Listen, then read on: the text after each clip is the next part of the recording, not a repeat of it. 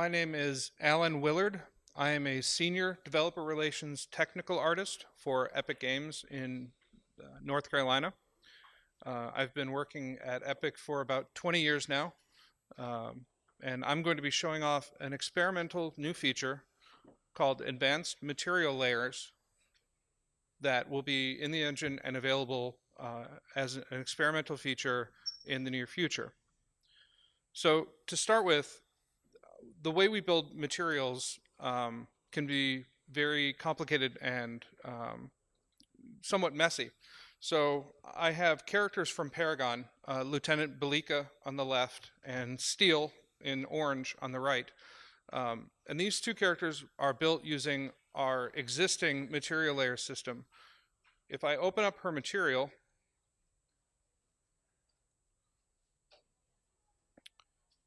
she's a little bit complicated. There's a lot of different wires crossing over and making it very complicated to read. This node is called the 10-layer blend. This node is how we accomplish our current material layering by filling in each layer and the mask and having this combine all of them for me. This is what's called a material function. If I double click on this, it will open up and I'll see how that blend is being done. And it's not very elegant. It's being done in brute force by one of our designers. It's not an authored system. It's something that we developed over the course of creating our materials.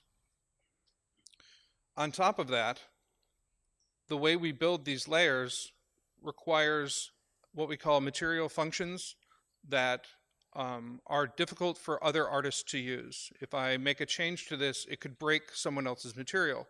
So I need to be very careful not to modify this material function unless I talk with other artists and make sure that they're not using it. Also, if I do want to make changes to this material at this level and change out what the layers are, I have to remove them. I have to cut them out and rebuild the material in this graph editor if I want to change which layers are being used by the material. So it's all hardwired into the system, and there's no instancing of the material functions themselves. In addition, the material functions do not elegantly expose their parameters unless forced to. Inside this material layer, you see it's very complex again because it needs to use custom inputs to allow the material function to have inputs at the material editor level. Again, a more complicated system than we think is necessary, and we thought we could improve the workflow quite a bit. So I'm going to close this material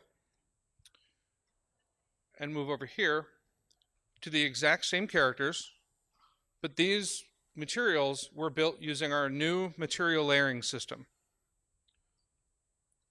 So you remember the original material and how complicated it was. And this is what her new material looks like. So it's much more simple in the initial construction because we have a input node called material attribute layers. And this is the building block for our new material layers tool.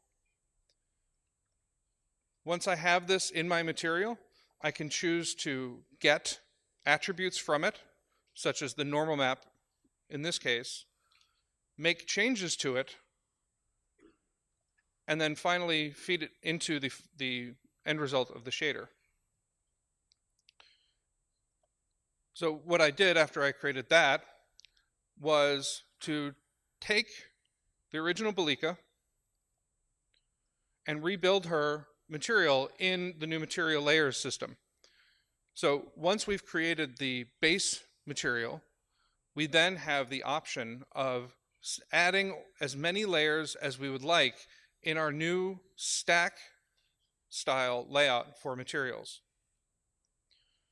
So both of the characters were built using the same system, which I will go into in more depth.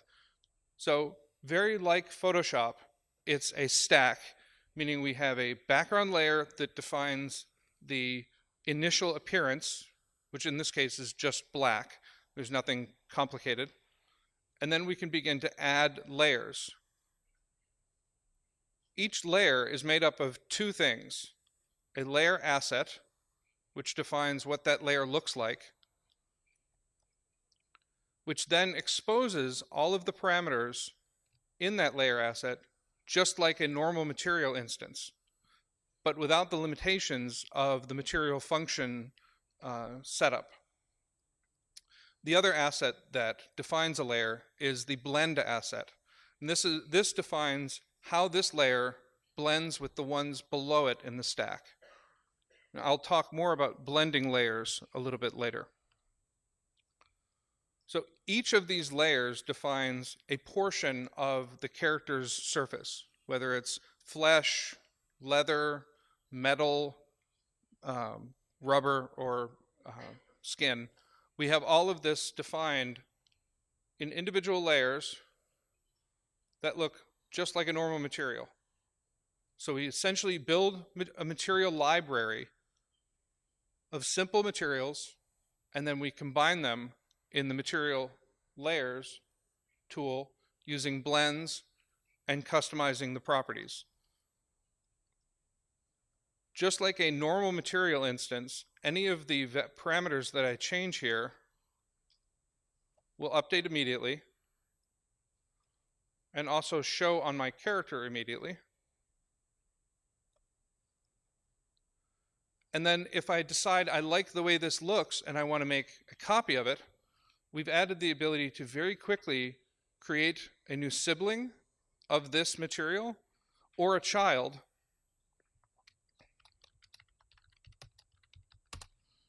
which will then inherit all of this behavior.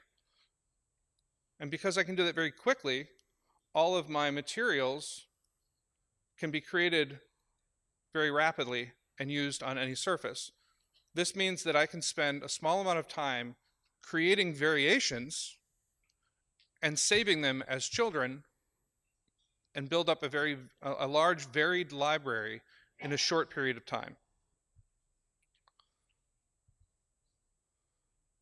Each of the layers can be any type of surface, and they can be changed out very easily.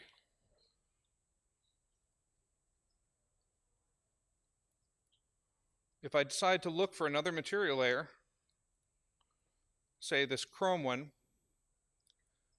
I can change out the plastic armor just like that.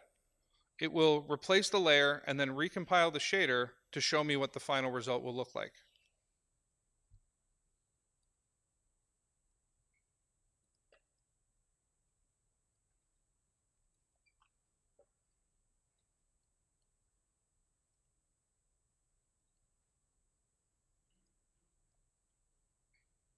Yeah. Something's not quite right. Let's put, there we go. So now I've changed out her material layer. Oops, changed out the wrong character. There we are. So I'll change out the material layer.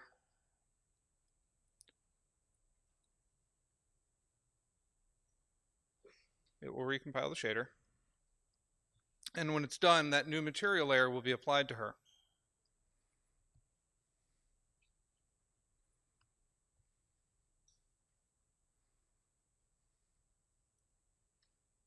This may take longer than I expected.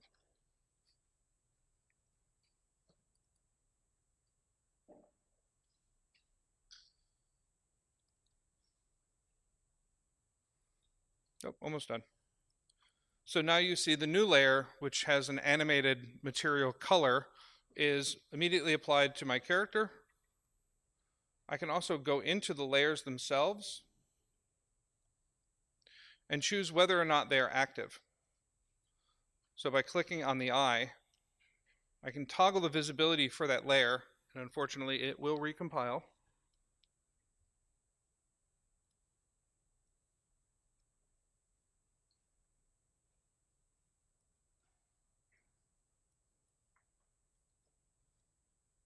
Or at least it claims it's going to. There.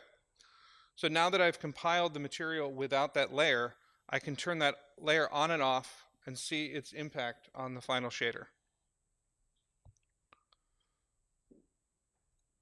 We also have the option of having layers that are not always in use. So this is the material layers for Steel, this character. And again, I rebuilt this using the material layers tool so that I can go in and make changes to colors and behavior as much as I want.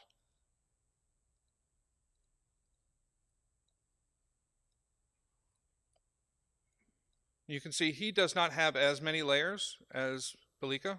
He is not as complex a character, but he does use the materials in more ways.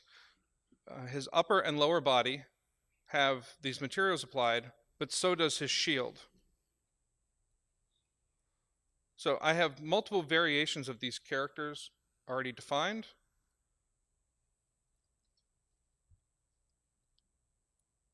But on the shield, I have an optional layer at the top for the emissive value on his shield. During gameplay, this character will deploy his shield, and as he takes damage, his shield will begin to glow and heat up, which is in as a layer that can be turned on and swapped to only when it's needed. This means what we're doing is we're reducing the instruction count of the pixel shader when we don't need the expensive part of the pixel shader.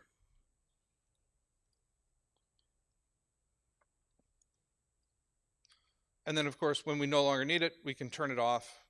The instruction count goes down, and we no longer have to pay that cost. So it's a very effective tool for managing cost versus appearance when you need gameplay effects that may be more expensive.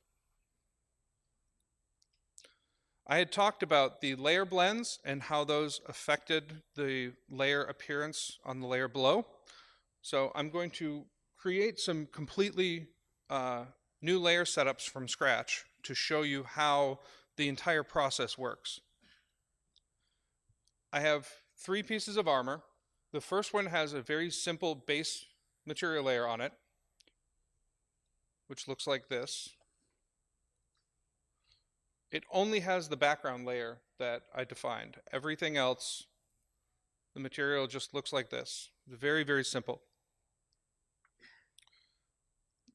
The other materials have already been set up and have more complex behavior on them to be used as examples. So I'm going to start creating new layers, which is very simple.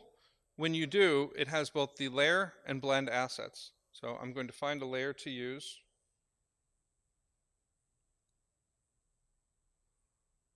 Let's go with a carbon fiber. And because I haven't given it any blend at all, it just fills the entire surface. Change the scale a bit. So, but what if I wanted to have more control? Well, I can create a new, what we call a material layer blend.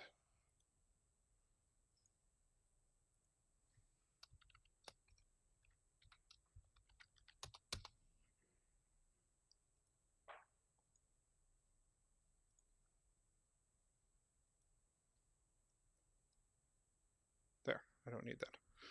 So now that I have my new material layer blend, it automatically creates some of the shader graph that I need. So the bottom layer is the layer that we'll blend to. The top layer is the new layer that we're blending on top. And then we have different ways of blending the materials together. that you can choose to use at will. In this case, it's a very simple texture lerp or linear interpolate using a alpha mask. So I will add a texture.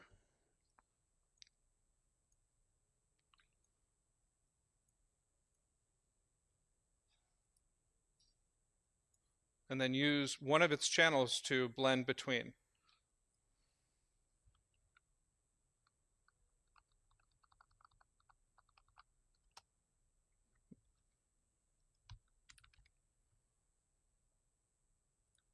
We've also added a new material node called the channel mask parameter, which allows you to pick which channel is being used without needing to recompile the shader. So I will tell it to use the red channel to be the blend between.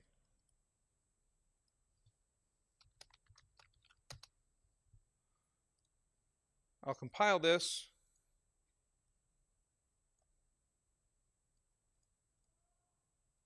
And I will use that as the blend between these two layers. And as soon as I put this in and it recompiles, it's now only putting the carbon fiber where that red channel is. If I change that, the carbon fiber will appear wherever that channel tells it to. You can see that again on the actual vest.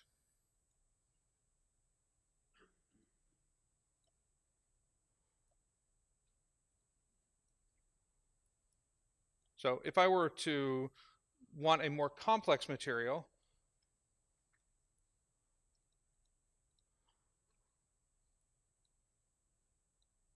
I have a custom material that I'd made that I want to use.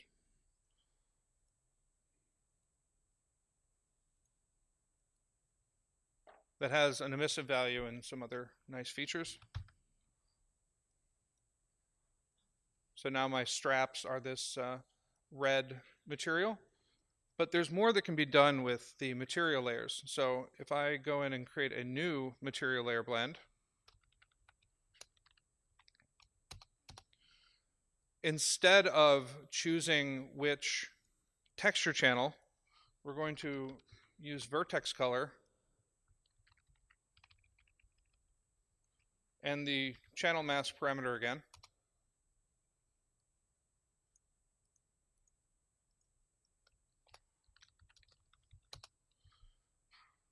This way I can choose which vertex channel will be driving the blend.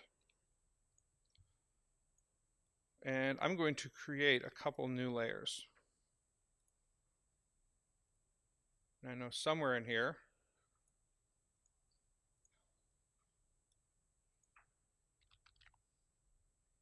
I have a paint. And again, because I haven't given it a blend yet, it will fill the material. So I'm going to go apply my blend.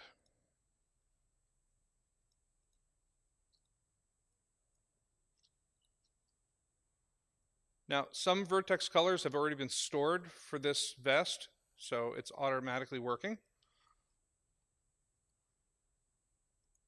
And if I go into my vertex painting tool and make sure that I'm painting in just the red channel,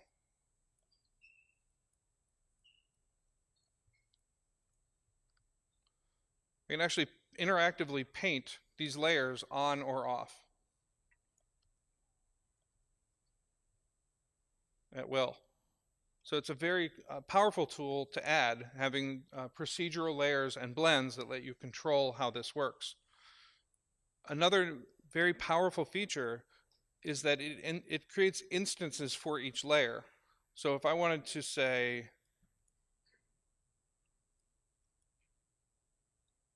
use the same layer twice, I can do that and change the color.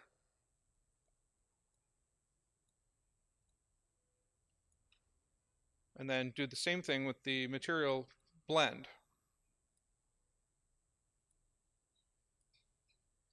But in this case, I'm going to change the vertex color for the blend to blue. Now, when I paint my red channel, it paints the yellow paint, but the blue channel will paint the red paint. And because the stack is order dependent, whichever color is on top will paint over the other one. Oops. So if I open the material again, I realize I don't want this red layer at the top, so I'll just reorganize it.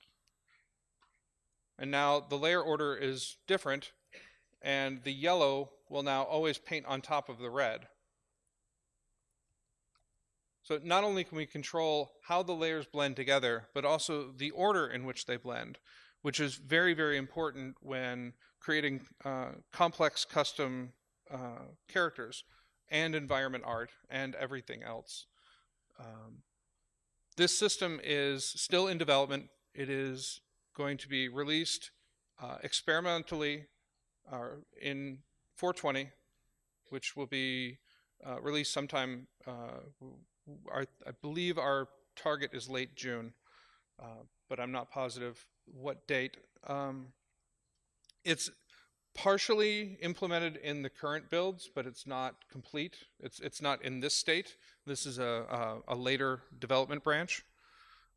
But the 420 build will have this with a few additional fixes, and we will be continuing development and adding more features as time goes on. This is also how we anticipate building content moving forward with all of our projects, where the layers make sense. We still intend to build materials the way we did before, just simple single material on a surface, but the material layers system gives us a lot of power for building easily customized libraries of materials and surfaces they can be applied to. Because it is an experimental feature, we don't recommend using it in your production pipeline until we take it out of experimental, because we may change compatibility or change features, and we don't want people to have that in a production setting and possibly lose work. We don't anticipate it being experimental for any longer than absolutely necessary, but there are a lot of features that we anticipate this being beneficial for, and we want to make sure all of them work well, including things like Niagara and skeletal characters and things like that. So that concludes the demonstration portion, and now I believe we're moving on to Q&A. And as I don't speak Korean, I am putting in the translator.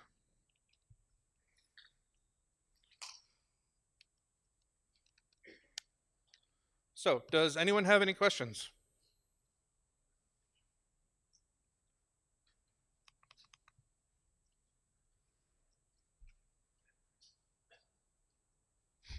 Way in the back. Do we have a microphone that can be handed around? No.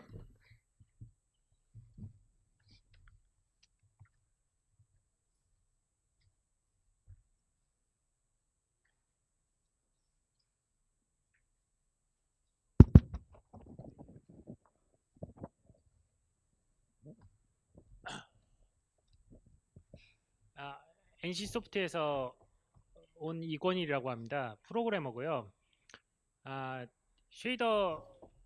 기존의 쉐이더에서 여러 가지 인풋을 받아서 블렌딩하는 거에 비해서 이렇게 실제 이렇게 레이어링을 했을 때 퍼포먼스 속도 저하가 얼마나 나올까요? 그리고 정말 그 간단한 레이어를 쓰면은 속도가 빨라진다고 했는데, 그래도 이렇게 퍼포먼스상의 마이너스 손해는 없을까요?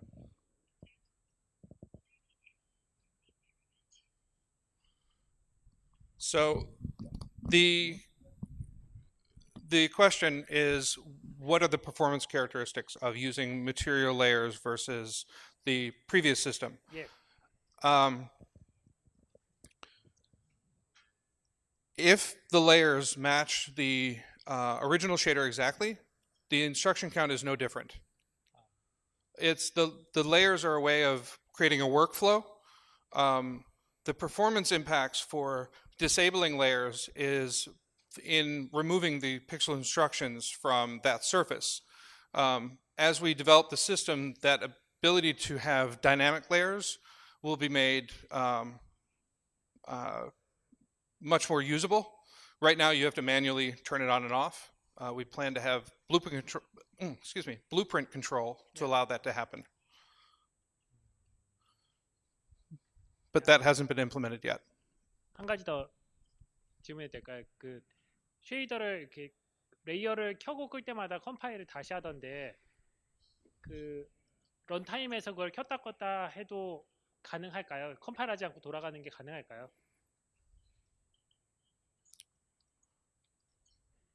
So as the dynamic layers feature is fully implemented, we will store a cached version of both shader permutations and switch between them in real time.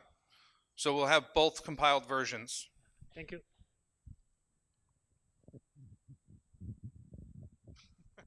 Next question. Thank you. 저는 아자라마의 1인 개발자 최원재라고 하는데요. 이게 이거 커스텀이 이게 하는 게 이거 방금 봤는데 이게 또 수정했던 거하고 그 했던 거하고 그 비교를 할 수 있는 그런 그 기능이나 아니면 이렇게 이 커스텀을 했을 때 이게 어떻게 이게 효과가 난 여기 바로 적용을 할 수 있다는데 이게 또 다른 뭐 심플한 방법이나 이런 방법이 있는지 아니면 코딩이나 이런 방법이 있는지 궁금해서 질문드립니다.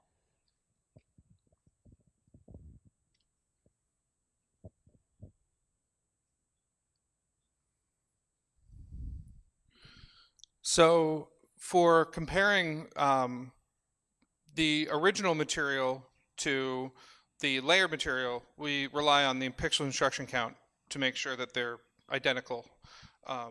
When creating instances, we rely on the system to maintain performance across both instances. Unless we manually change things, they should be identical. Because the variations that I used are only modifying parameters. They're not changing the layer setup, but that can be done as well. So you can have a child of a layer that has a very different setup.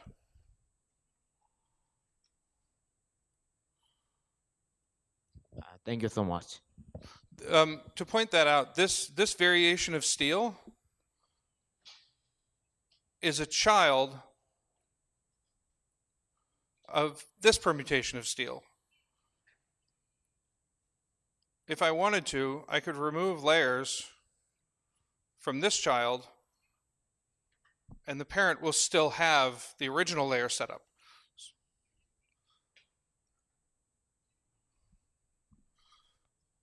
So we allow you to make very specific changes to the inheritance to allow you to do more features.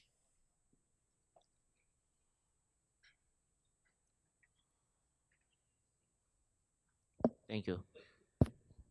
Questions?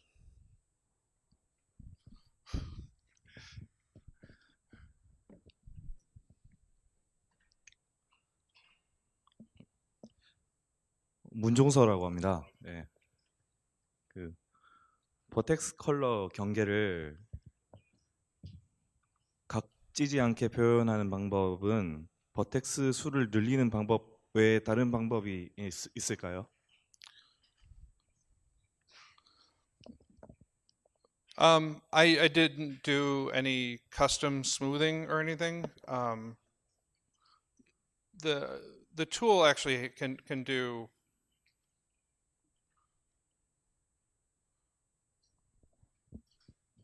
much softer. It would help if it had more vertices.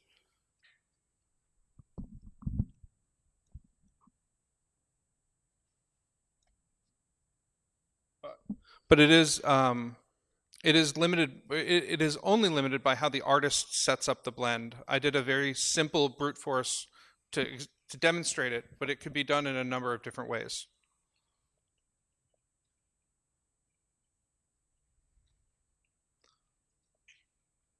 So with more vertices, I could make it smoother, or I could do shader work to smooth the results. But these blends are only using the vertex color. There's no smoothing or averaging of those.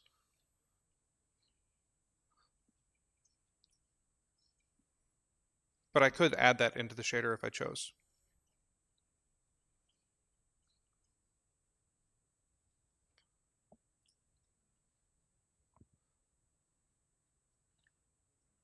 Questions?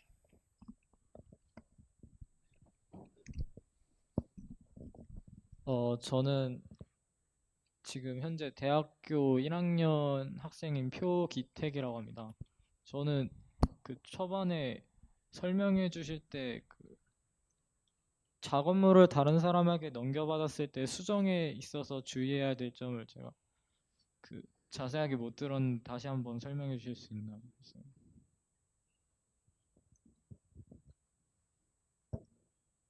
처음 시작 부분이요.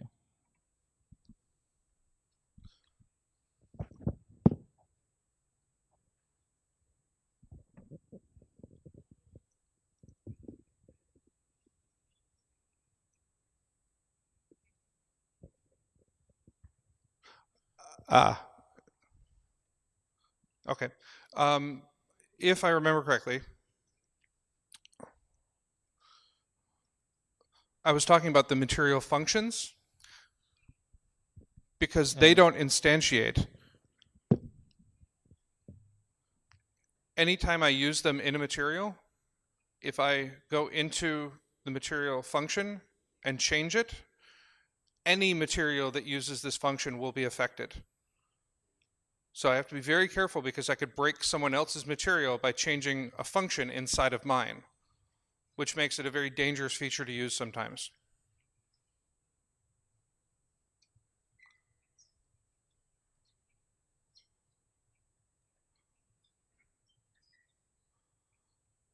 But the material layers can be instanced, and so we can avoid that problem.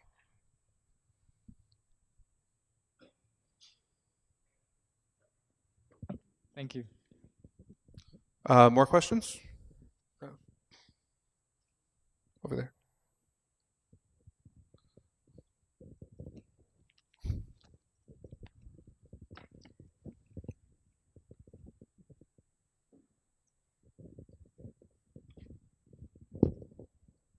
네, 안녕하세요. 저 심현보라고 하는데요. 아까 레이어 스택을 쌓을 때 그 스택을 쌓아갈수록 퍼포먼스가 얼마나 떨어지는지는 알 수 있을까요?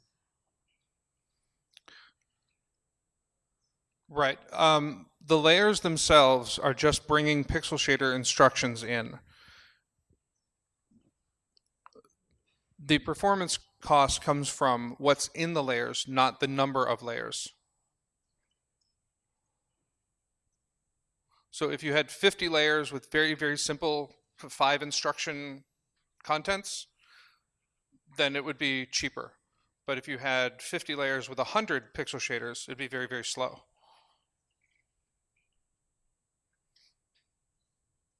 Ultimately, it all gets compiled down to HLSL. So we're not carrying the layer and stack data into the final shader. That's all only used to compile the shader.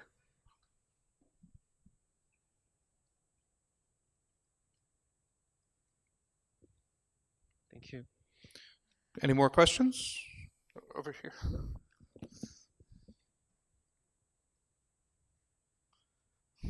Thank you.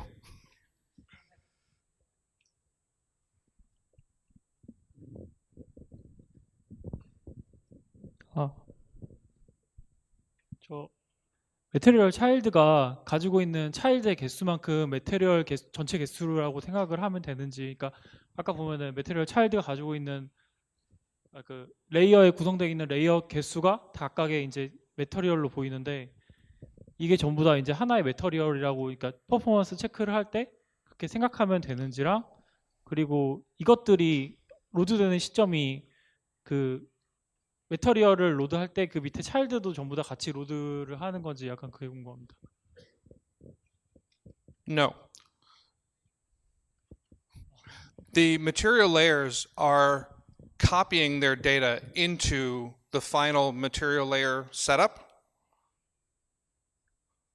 And then that becomes a single HLSL shader. So the children are only needed, or the layer instances are only used to create the final shader and compile it. We don't load those original assets unless they're used in the world. If they're inside the material layer, they're all compiled down to a single material. 그럼 아까 전에 이제 매터리얼이 캐싱된다고 하셨는데 이제 아까 전처럼 이제 껐다 켰다 할 때마다 컴파일링이 되는데 그거를 실제로 런타임에서는 이제 캐싱을 Yes. 한다고 하셨는데 그것도 같이 해당 매터리얼에 포함되어 있는 건가요? No, what it does is it knows where each shader fragment came from and which layer contributed it. And in the tool, you can turn things on and off and recompile. But at runtime in the game, we store the compiled state of the final shader. And if we have, when we implement the dynamic layers, it then stores additional compiled versions of the shader with those layer states. But it no longer has references to the original materials that were used to create that final material layer. Thank you. More questions?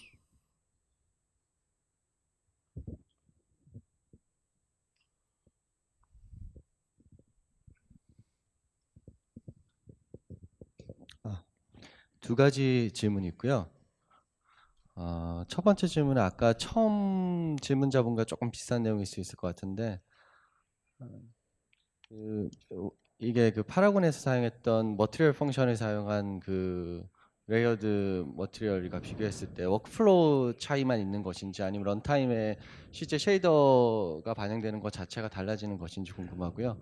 두 번째 질문은 이 모바일 플랫폼의 경우에 이게 인스트럭션 숫자가 감당이 안 될 것 같은데 인스트럭션만 작게 쓰면은 모바일 플랫폼에서도 이 레이어드 머티리얼 새로운 레이어드 머티리얼 방식으로 어서링이 작업이 가능한지 또는 이제 예를 들면 이게 포트나이트 같은 PC와 모바일을 동시에 지원하는 게임을 만들 경우에는 애초에 뭐 기존 방식을 사용해야 할지에 대해 궁금합니다.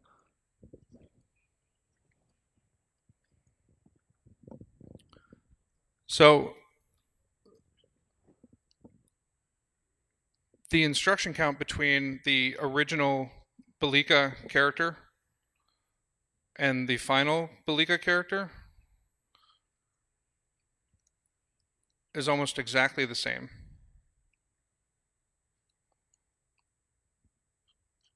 The performance differences are minor currently, and we plan to reduce those even further. There are more compiler optimizations that are yet to be done for optimizing the layer compile results that will help more. But it's important to remember that this is a workflow and a tool. It's not actually changing the final compiled shader data. If you provide it the same input, the same textures and parameters and blends that you were using in your original material, you should expect to get the exact same results at the end. We will be improving this further as we develop the feature more completely.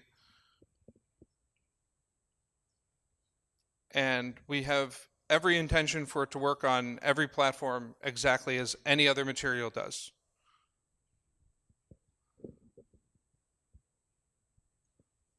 Because again, at the end of it, it's still just an HLSL compiled shader.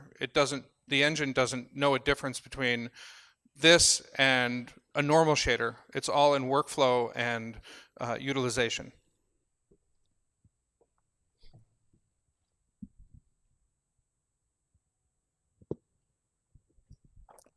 Did that cover all of your questions?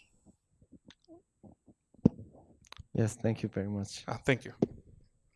Any other questions?